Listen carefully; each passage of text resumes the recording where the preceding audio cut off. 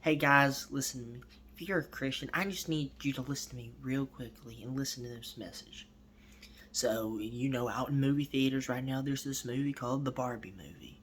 Let me tell you, you do not need to go see it, and here's why. This movie right here, do not go to see it, and here's why.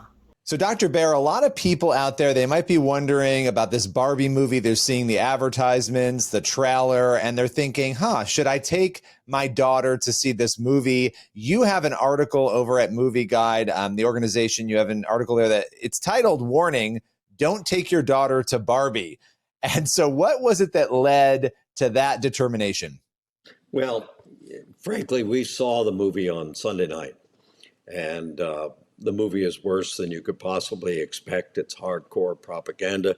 We're not allowed to release a review until 2 days before, so they have it embargoed.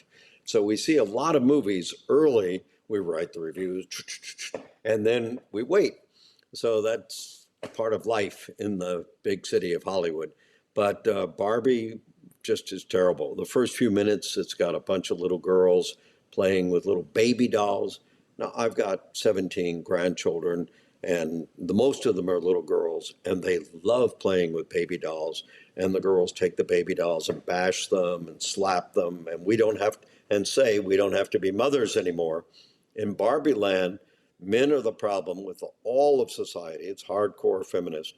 So they've banished men so they have a better life. In fact, Ken is the villain in the movie, and Barbie has to leave because she's not adapting to, this hate of the patriarchal society, although she hates Ken. Um, so men are the villain, and trans, there are a couple of trans people playing characters, Barbies. So, men play better Barbies than women play Barbies, by the way. So you should tell your little girls that if you want to be Barbie, you want to be a swimmer, you want to be anything else in society, men can be women better. That's what the movie's saying.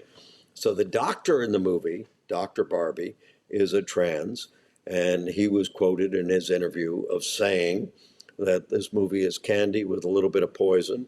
And the other trans person said, this is going to finish the gender conversation forever because all the little kids that see it are going to realize that you don't have to be women to be women if they are women, which is really weird to me because I'm, 77 years old. So, I still believe that our DNA and everything else says that I'm a man. You follow the science, So I Dr. figured Bear. out how to be a man. Uh, and my wife was, practically perfect, and she died last year, and she was wonderful. And she'd always say, "Why are you taking such good care of me?" And I'd say, "It's my privilege to have a wife like you." So I believe that God designed us for men and women, and we love each other, and it's our privilege if we can be in a marriage. And this attack on men, and this is really an attack on women, Billy, because you're saying to those little girls who go to see this movie that some little boy can be a better girl than that little girl. So it's an attack on men, it's an attack on women. And to me, I don't know who wants to go see that, but they've already sold thousands of tickets. AMC said they've sold more tickets for this movie. The people pre-bought the tickets saying, we want to see Barbie because Barbie is one of the most popular toys of all time. Well, the previews wouldn't indicate these issues necessarily, right? The previews don't show disdain between Barbie and Ken. They don't show any of this. How overt are the LGBTQ themes, right? Are they Very in your overt. face overt? Very overt. They're extremely overt. It's not subterfuge. It's not subtle. It's, when the little girls are bashing the babies, saying we don't have to be mothers anymore, they're bashing the baby dolls and saying we don't have to be mothers. All the characters are very clear that this is them. I mean, it's so interesting to me because you have Mattel, this is a legendary brand, right? And so you have them out there giving this permission to make this movie. Were you surprised at all in light of the legacy of Barbie that this is what you walked away seeing? Well, and for the last couple of years, I'm not surprised, but a friend of mine who made $14 billion through Barbie and all the tchotchkes and everything else was a Christian. and he always wove Christian themes into Barbie. So you had Christian content, and he was let go he was in charge of all the motion pictures and television and everything else. And he retired from Barbie. That's a simple way of saying it. He's now doing series with Netflix, which is great. So he retired from Barbie. He's now doing Netflix series. But Barbie then hired a woman to do it.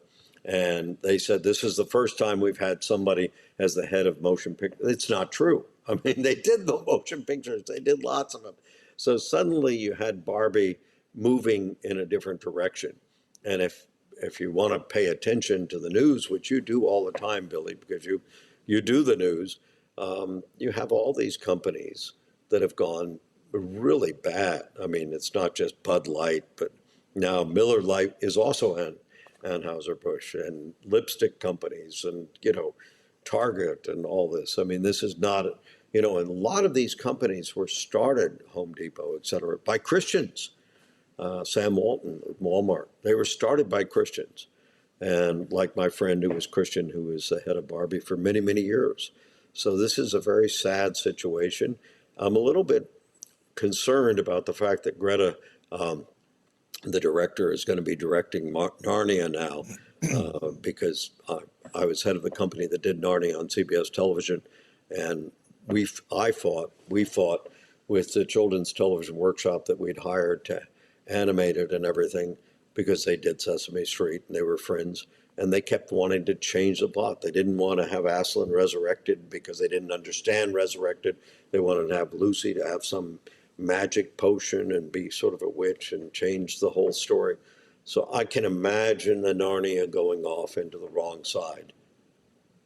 Yeah, well, and I don't know where the rights stand on that. I think the question too is, what will C.S. Lewis's estate, if they have any involvement in it, say? I don't know that they do. Yeah. Doug Gresham is the godfather of my daughter-in-law in Australia and the godfather of my granddaughter. So actually, we know Doug Gresham, and I just sent him a note and said, you really want Greta to do the Narnia movie? You can't do this. He pulled the rights from somebody else that I knew very well when they started going south and having atheists direct the movie. So, but he's getting old. You're not getting old. You look young. I'm getting old. You still look very young. Well, I have to ask you this, because just as we sort of round this conversation out, your advice is do not take your kids to see this film, obviously, and you guys have made that clear. And we have to wait for the full review until a couple of days before, but you've given us enough to understand from your perspective what is going on here. What would your advice to Mattel be at this point, in light of this, how many, you mentioned a number of the businesses, how many reactions have we seen to this? And again, I would just add, a lot of people buying those tickets might not realize the contents of what they're about to watch. What would your advice to Mattel be?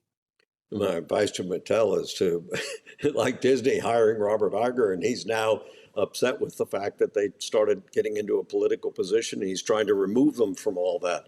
It's going to be hard to extricate not just Mattel, but Warner Brothers from this, because Warner Brothers had not gone down this road. And Paramount, which you mentioned, Mission Impossible, has not gone down this road. So once they all go down this road, it's going to be very hard to find entertainment unless we all go to Sound of Freedom. Yeah, well, and the media has made its position pretty clear, some outlets, on the Sound of Freedom too. So it's an interesting time. Just final question for you, because you've been watching all of these patterns, specifically in entertainment. Disney has made some decisions that seem to be harming them. You mentioned all the tickets that have been sold to this. What's your prediction? And I know predictions are a little tricky. Do you think this Barbie movie breaks records, does well, or do you think some of the contents catch up to it? I always tell people, especially in the secular press, which you're not, but everybody I tell, I don't have a crystal ball. And I'm always shocked. I mean, let's just take Sound of Freedom as an example. You have to do 2.5 times negative cost to break even. The theater takes 50%. So if they make 60 million, which is I think where they are now, the theater takes 50%, so they only get 30 million. And then the distributor takes 50% of 50 of the remainder, so they only get about 12 million. And 12 million won't cover the budget and the P&A. So you're not at that point yet of galvanized. Now, Christians get excited because they say $60 million, that's a lot of money. Actually, if you divide it by $10 a ticket, that's 6 million people in a country of 360 million people. And I do those numbers all the time. We do that report.